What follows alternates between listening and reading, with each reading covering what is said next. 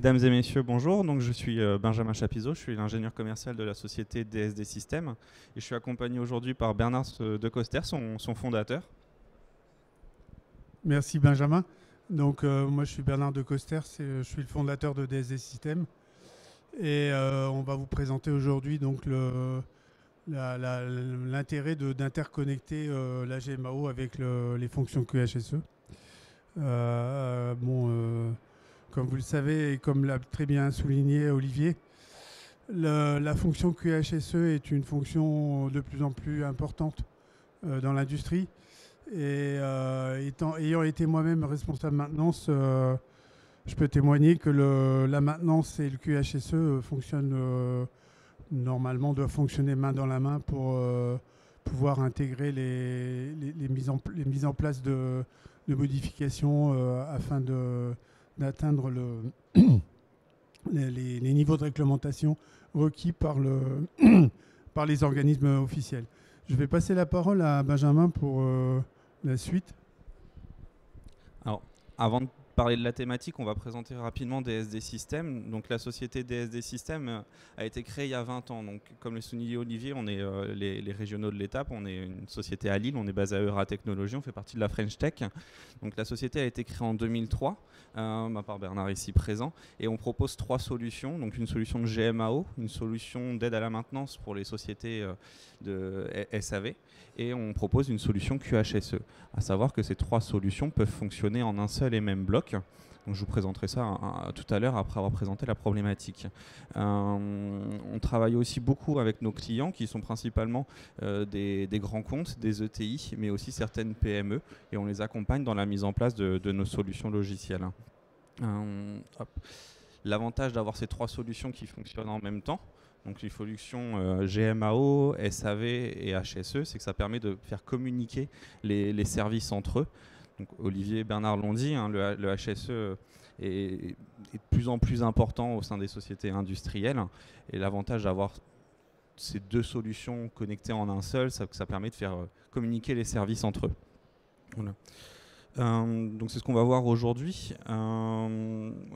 L'actualité récente, l'année dernière, je ne sais pas si vous vous en souvenez, on a eu plusieurs actualités, notamment dans l'agroalimentaire, de problèmes liés au HSE.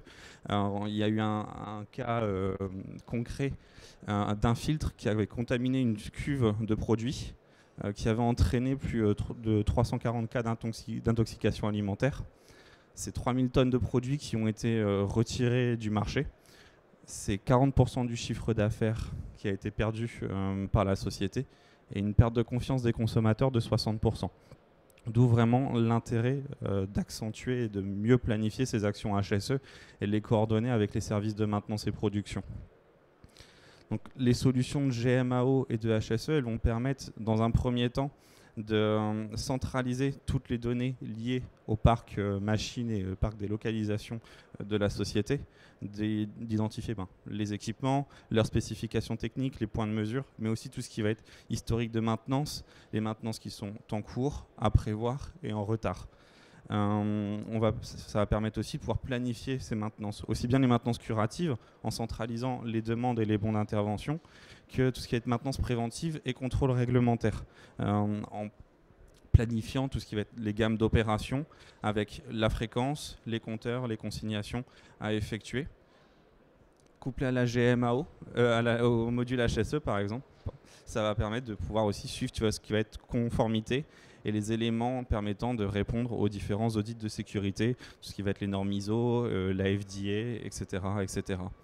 Donc nous avons différents cas concrets parmi nos clients qui utilisent ces 2 solutions combinées, donc les solutions de gestion de la maintenance et les solutions HSE. Donc je vais vous présenter un cas dans l'agroalimentaire, un de nos clients bretons, qui utilise la GMAO pour la gestion de la maintenance, mais aussi une version personnalisée qu'ils ont appelée GNAO pour gestion du nettoyage assisté par ordinateur, qui leur permet de combiner ces 2 services. Hop. Alors Bernard, est-ce que tu veux présenter ce cas d'étude ? Là, vous avez effectivement un cas d'étude intéressant dans l'agroalimentaire.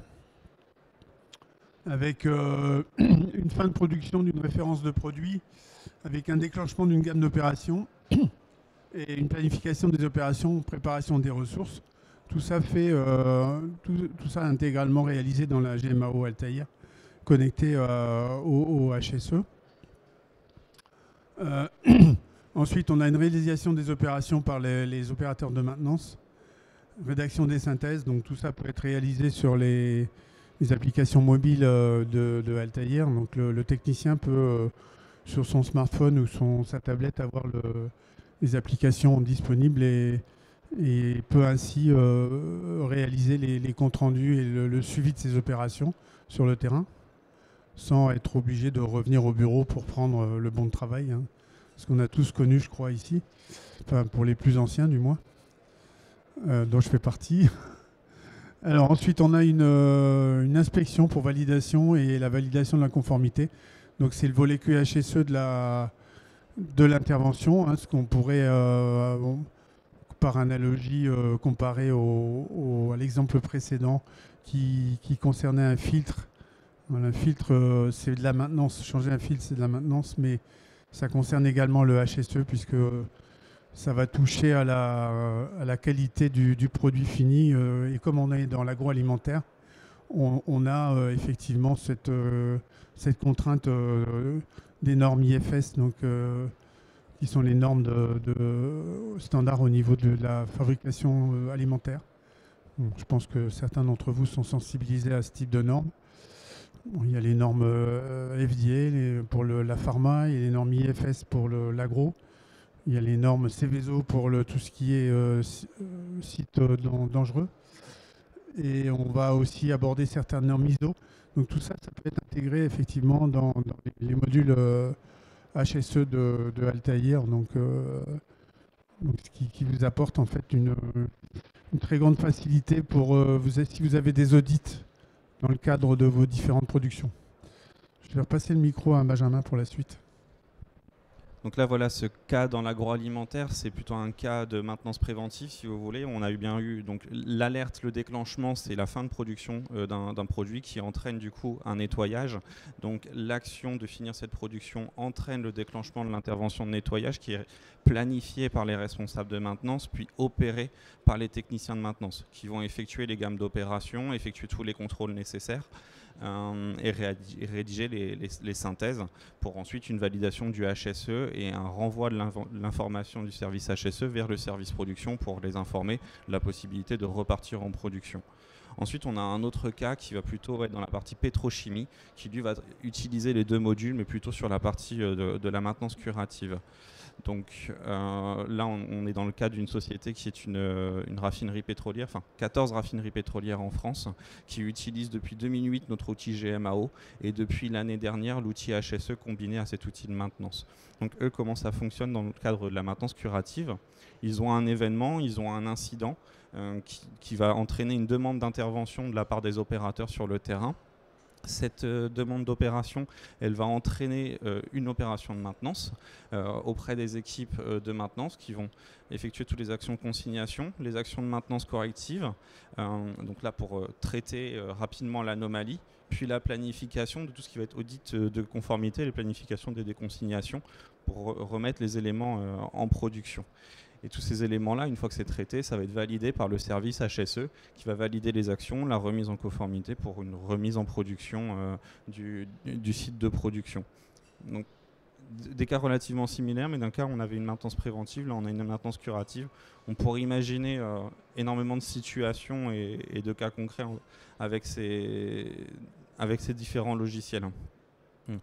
Alors nous, DSD Systèmes, comment on vous accompagne dans la mise en place de ces solutions? Donc, comme on l'expliquait, on a 3 solutions, mais là, dans le cas concret de cette problématique, 2 solutions nous intéressent. Altaïr Enterprise, qui est notre solution de GMAO, et Themis, qui est notre outil de management QHSE. Donc, comme je disais, ces 2 logiciels peuvent fonctionner en une seule et même solution, de manière à ce que les opérateurs puissent travailler sur un seul et même outil.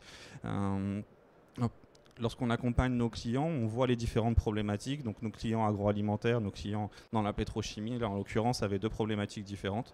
Donc on a vu avec eux quels étaient le besoin et leur mode de fonctionnement, quelle était l'organisation qu'ils mettaient en place de façon habituelle et quelle était l'organisation qu'ils souhaitaient mettre en place après la mise en place de ces solutions. Donc on les a accompagnés par rapport à ces besoins dans le paramétrage de nos logiciels qui ont une fonctionnalité standard mais qui sont tout à fait modulables comme un Lego si vous voulez, avec différents blocs qu'on peut faire interagir entre eux et différents workflows qui permettent de communiquer automatiquement auprès des différents intervenants, maintenance, production, HSE. Ensuite, on a récupéré les données. Dans le cadre notamment de nos clients agroalimentaires, il avait déjà une solution autre que notre GMAO pour la gestion de la maintenance. Et là, il a voulu tout imbriquer pour faciliter justement la communication. Donc, on a récupéré les données existantes. Il avait, je crois, 5 ans d'historique. Donc, on a récupéré tout cet historique pour les mettre dans notre module TEMIS. Et on a aussi déployé certaines interfaces, donc des interfaces avec des solutions type ERP ou outils RH. Voilà. On a formé ensuite les utilisateurs clés. Donc là, en l'occurrence, c'était les responsables. Dans l'agroalimentaire, c'était les responsables de ligne.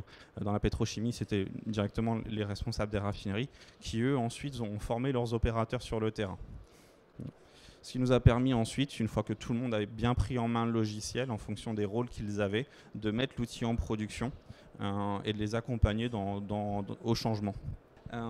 Donc on a mis en production, l'outil a été utilisé, on a éventuellement accompagné certaines personnes sur la conduite du changement de manière à ce qu'ils puissent bien utiliser l'outil et on a pu valider la clôture du déploiement et aujourd'hui les retours sont très positifs. Donc là ils sont en train vraiment de le mettre en place, je vous dis ça date de l'année dernière, ils ont mis en place réellement en septembre, donc ça fait que quelques mois qu'ils utilisent les deux solutions, donc ils y vont brique par brique. Voilà pour cette problématique. Je sais pas si. Enfin, je vous remercie en tout cas pour votre attention. Et puis si vous avez des questions, on est à votre écoute.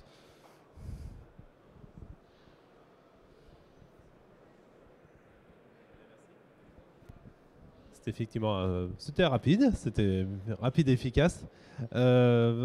Du coup, alors, je voulais déjà savoir s'il y a des questions dans l'assemblée.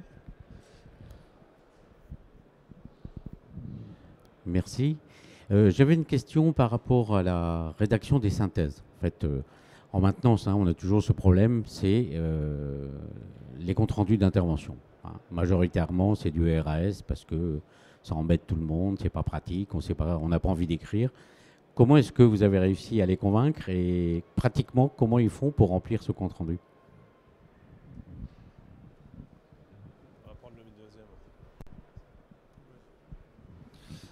Alors merci pour cette question. Au niveau du paramétrage de la solution, on va pouvoir éditer différents écrans de synthèse par rapport à la problématique du client.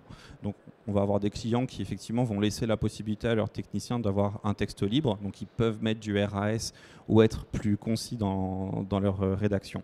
On peut aussi accompagner à la rédaction de cette synthèse via différents boutons ou menus déroulants. On a par exemple une fonctionnalité qui permet de déclarer les symptômes qui ont été traités, la cause de ces symptômes et les différents remèdes qui ont été appliqués. Et là, on est sur des menus déroulants et des boutons à cocher, ce qui permet ensuite de traiter différents rapports et faire des analyses plus précis. Effectivement, quand on a du RAS, pour faire des analyses, c'est un peu compliqué.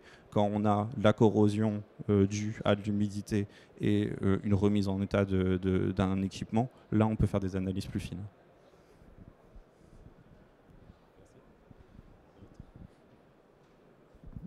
Et comme vous avez des solutions mobiles, est-ce que vous utilisez la dictée vocale, enfin de la reconnaissance ? Effectivement, les solutions mobiles elles vont permettre de pouvoir faire de la reconnaissance vocale. Alors, dans le cadre d'un compte-rendu qui est guidé, la reconnaissance vocale n'a aucun intérêt, mais effectivement, dans le cas du texte libre, lorsque les gens ont des gants, enfin sur le terrain, on a souvent des gants, ou alors il fait froid, l'écran tactile fonctionne moins bien. Donc effectivement, la possibilité d'utiliser le micro et la reconnaissance vocale sur nos outils permet de rédiger des comptes rendus juste en les dictant, tout simplement. Et c'est un système reconnaissance vocale que vous avez développé ou co-développé, ou c'est des systèmes qui sont déjà intégrés aux terminaux mobiles, déjà dans le commerce ? Donc là, effectivement, on n'a pas réinventé la roue. Les différentes applications mobiles et surtout les claviers, différentes applications, notamment clavier Samsung ou clavier Apple, ont déjà cette possibilité d'avoir un micro. Donc nous, on s'appuie sur cette technologie-là pour pouvoir les intégrer à notre GMAO.